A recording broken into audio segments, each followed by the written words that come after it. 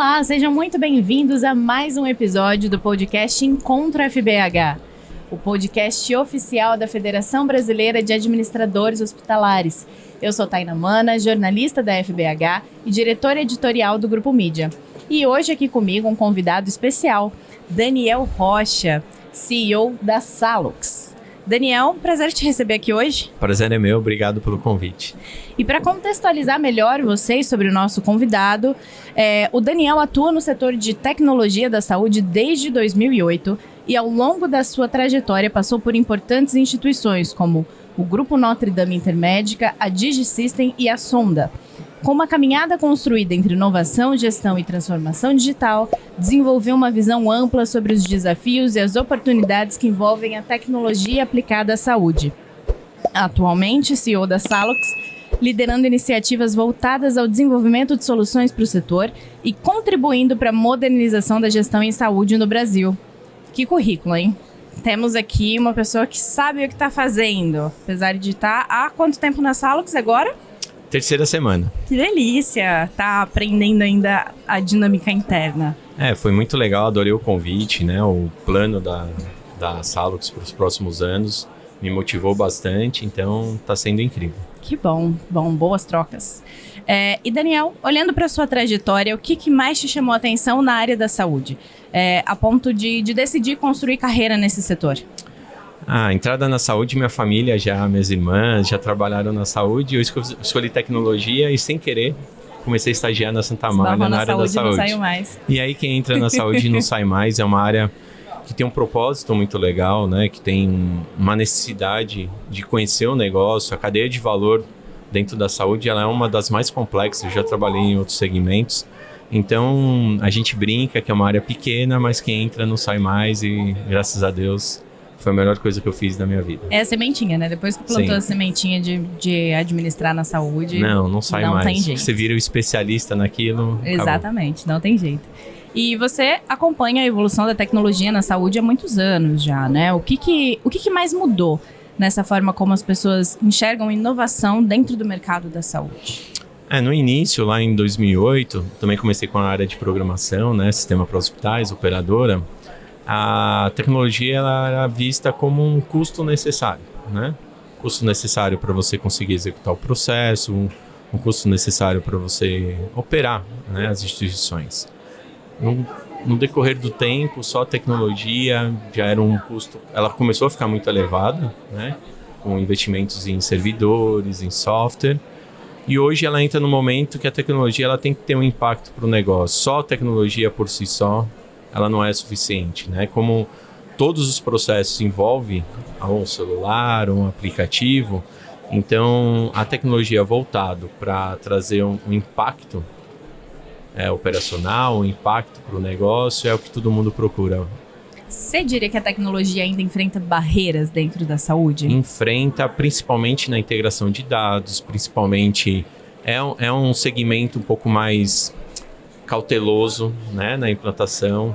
Então, mas eu acho que essa transformação ela vai acontecer por uma necessidade, né? Infelizmente, não vai ser algo que a gente vai conseguir fazer antes da necessidade vir, né?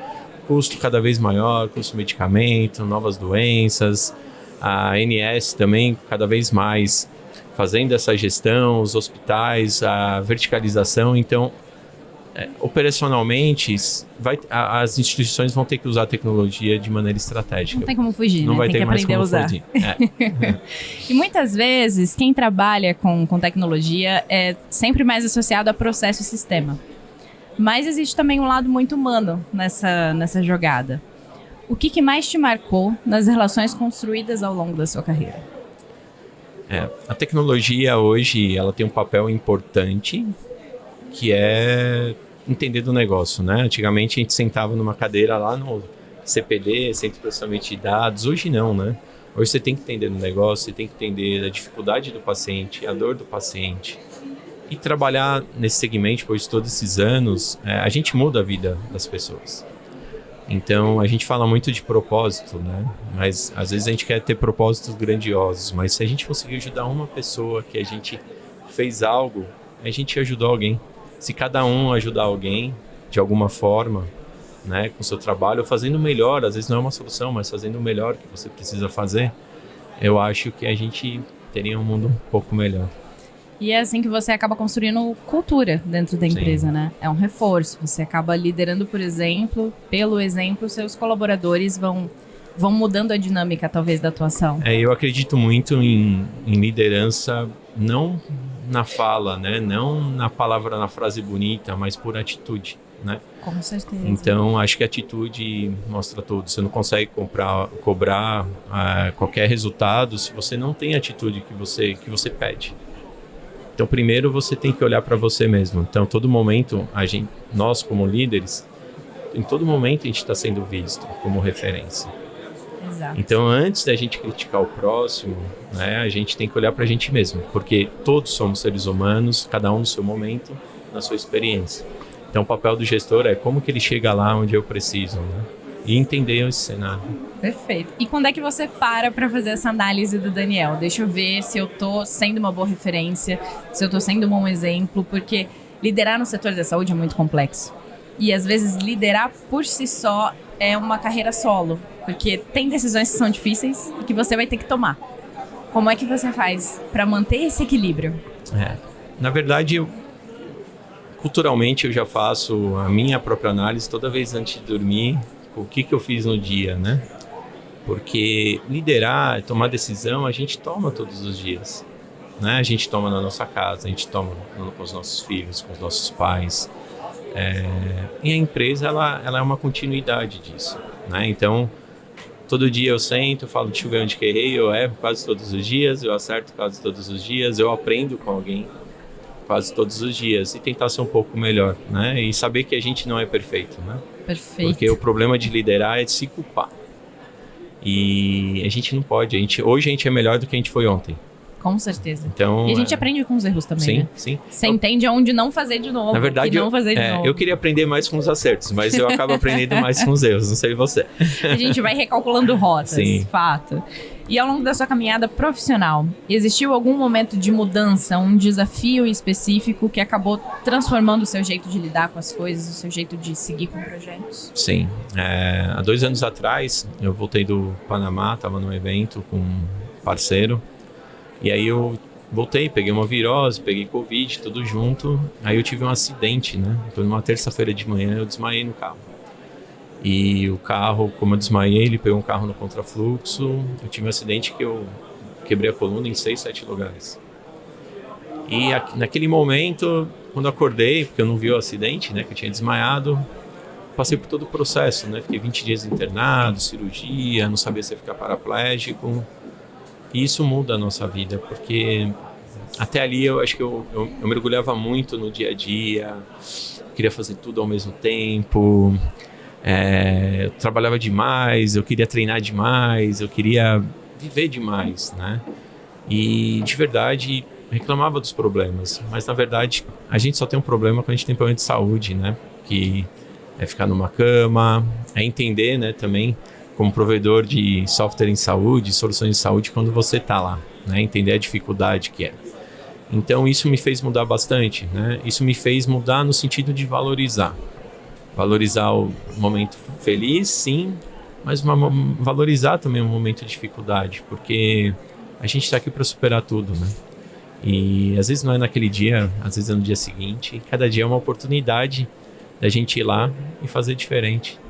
Então, isso me trouxe uma visão diferente, um comportamento um pouco diferente, porque eu acredito que essa experiência, trazer negócios também, evoluir, tudo isso ele anda em conjunto, sabe? E é isso que eu tento passar pelos times onde eu passo. E a condução da sua empresa acaba passando muito por quem você é. Por isso. A gente pode falar que existe um Daniel antes e um Daniel depois. Existe um Daniel melhor, um pouco melhor ou menos pior, né? Porque eu tenho muita coisa para melhorar. Mas sim, existe sim. Experiências transformadoras. Hoje, voltando para a tecnologia um pouquinho mais, muito se fala sobre a transformação digital, de fato. Mas toda transformação envolve pessoas, não tem jeito. Na sua visão, qual que é o maior desafio quando a gente fala de mudança dentro das organizações? Estrutura ou mentalidade? Mentalidade de pessoas, né? A gente ainda quer mudar, mas não quer ser mudado. a tecnologia vem, a inteligência artificial, né? Ela não é só um hype, ela vai ser uma realidade. Ela já interfere no nosso dia a dia, na vida dos nossos filhos, ali fazendo trabalho, no nosso, né? Tomando decisões. Às vezes a gente até conversa com a inteligência artificial sobre algum tema. Então, agora, a gente tem que entender que a gente vai ter essa mudança e ela não é ruim, né? Depende da gente. Muda um pouco o nosso papel, muda um pouco a forma da gente pensar ou de executar, mas vai gerar outras oportunidades, vai gerar muita facilidade. Mas falta a gente ainda entender. A tecnologia está vindo primeiro do que a gente entender onde a gente está, sabe? Mas acho que isso vai vir de forma natural. Deu uma atropelada, eu diria, né? Num combo. As pessoas ficaram muito assustadas com tudo que veio ao mesmo tempo. Sim. E algumas pessoas até criaram um pouco de resistência a isso, né? Em alguns postos de trabalho, em alguns ambientes, com medo de serem substituídas. Mas, na verdade, eu acho que também é um ponto dessas pessoas virarem uma chave. Porque a tecnologia, ela tá aí para ajudar. E ela não vai regredir. Eu acho que o X da questão é você, enquanto gestor também, né? Como que é esse processo para você, inclusive, de fazer as pessoas aceitarem essa tecnologia, se adaptarem ao uso dela, né? Saberem usar. Eu acho que a nossa estratégia é sempre... Cada pessoa do nosso time, ele tem que entender o motivo daquilo.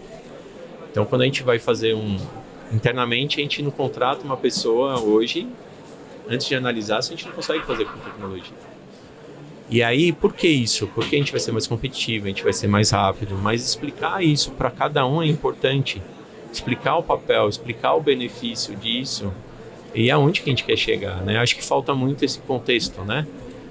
Vem aqui, seu papel é esse, agora é esse, né? Porque ninguém substitui a emoção que tem as pessoas. Ninguém substitui esse relacionamento, né? Tanto é que a tecnologia também trouxe problemas hoje, porque a gente usou de forma errada, né? Então hoje a gente não liga para aquele amigo, a gente manda um WhatsApp. Verdade. Né? E isso faz falta, né? O ser humano faz falta. Os casos de depressão aumentam cada vez mais em todas as instituições. Então a gente brinca, a gente trabalha home, mas a gente tem que estar presente, a gente tem que interagir. A hora do café é uma hora incrível, a gente resolve N problemas, faz N relacionamentos, conversando. E quem trabalha ainda mais com saúde, né, ele tem que ter esse contato, ele tem que ter isso, né, tem que fazer parte dele. Você não consegue fazer um atendimento frio. Fato. Né? Acho que as pessoas deram uma trocada no estilo de contato. Tá fazendo falta o contato humano, de fato. E vindo aqui para a FBH, né, a federação ela tem justamente o propósito de aproximar lideranças, profissionais e diferentes setores da saúde no quesito administrador hospitalar. E na sua visão, qual que é a importância de ter esses espaços construídos, esses espaços de troca ou para promoção de conteúdo, de qualidade? É super importante, né? A gente tem sempre alguém fazendo algo melhor, com novas experiências. E não é só um olhar, não é só o digital, né? Você tem que escutar, você tem que conversar, porque você tem ali um pedaço, uma pílula da informação. Mas viver aquilo que foi feito, ter essa troca, ver como que é o comportamento dessas pessoas, acho que isso ainda não tem preço. Isso a gente não consegue fazer. E não substitui. Não substitui sem esses encontros. E tá perto, a gente tem que estar perto de pessoas melhores que a gente, né? Pra gente crescer. Evolui, né? Sim. Ajuda a evoluir. Daniel, toda a trajetória profissional ela é marcada por encontros, por eventos importantes. E ao longo desses seus anos no setor, houve alguma experiência, um conselho marcante, uma dica que você recebeu que segue com você para o resto do seu caminho? Olha, uma dica não, mas eu tive várias. Eu brinco que eu dei muita sorte, né? E dou muita sorte porque eu tive pessoas incríveis na minha trajetória. Então, Deus coloca pessoas na minha vida que... Desde ali que eu era estagiário, tive o Henry, tive o Wabe, que hoje é meu amigo, tive o Sheffer, que é CEO da Sonda. Tive pessoas incríveis que, em momentos específicos, não foi uma palavra, né? Foram várias palavras, não tenho uma. E sou grato a eles, são meus amigos até hoje. E pessoas também que eu liderei. Posso citar vários, Walter, Marcos, eles vão saber quem é, porque sou agradecido a todos, né? Eu sou um cara de muita sorte, de verdade. Perfeito. E me conta, o que te fez vir para a Salux? A gente estava conversando um pouquinho antes, trocando figurinhas, você falou dos planos de expansão, das ideias para o futuro, como é que tá isso? Como é que vai ser isso sob sua gestão? Na verdade, eu não esperava, né? Foi um convite que eu estava... A Sonda é uma empresa que eu amei trabalhar, uma empresa excelente. E recebi o convite, já conhecia a Salux no mercado, já conheci algumas pessoas. E o propósito, né? O poder fazer a solução em saúde, o impacto principalmente na área pública, né? Que hoje é a área que ainda a tecnologia não chegou com tanta velocidade e os processos, é algo que sempre me brilhou, né? Como eu vivi nesse mundo, então me faltava isso, sabe? E quando a gente conversou, a ideia que a empresa teve, a autonomia que a empresa quis, né, me dar, bateu. E agora, conhecendo as pessoas, né, a gente tem um time incrível, um time engajado, um time querendo fazer e querendo, vamos lá, vamos entender, vamos criar o diferente. E é difícil encontrar. Então, assim, também é mérito de quem passou na Salux, né? Então, eles deixaram esse legado. A minha responsabilidade aqui é colocar um pinguinho da minha experiência para o próximo colocar dele. E a gente impactar tanto na vida dos nossos colaboradores, que hoje já está em torno de 300 pessoas. Então, mais ou menos a gente tem um impacto em 1.200 pessoas, 3 por família, como médio. Sim. Mas o impacto dos nossos clientes. Então, esse é um desafio que brilhou meus olhos. Tenho certeza que você vai tirar de letra esse desafio com toda a sua equipe lá na Salux.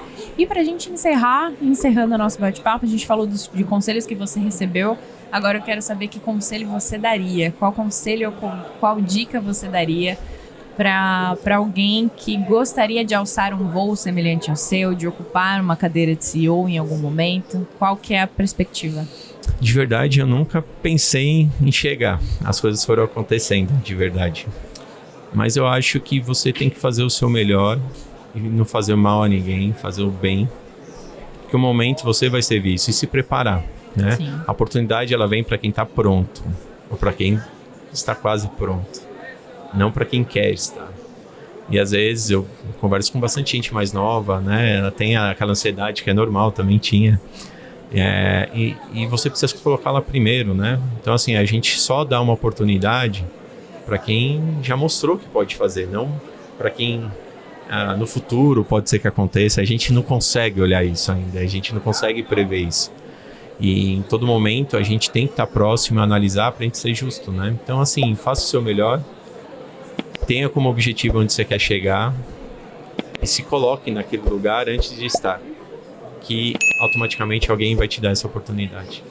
Perfeito, Daniel. Obrigada pela reflexão, obrigada pela troca, por trazer os seus insights, por compartilhar um pouco da sua experiência, da sua vida também com a gente aqui no podcast. Obrigado você. E eu agradeço vocês que estiveram aqui com a gente, que assistiram ao podcast, a nossa audiência. Obrigado por terem estado até o finalzinho desse bate-papo. Continue com a gente, continue acompanhando as movimentações da FBH nas redes sociais e principalmente o Encontro FBH aqui no nosso canal do YouTube. Obrigada!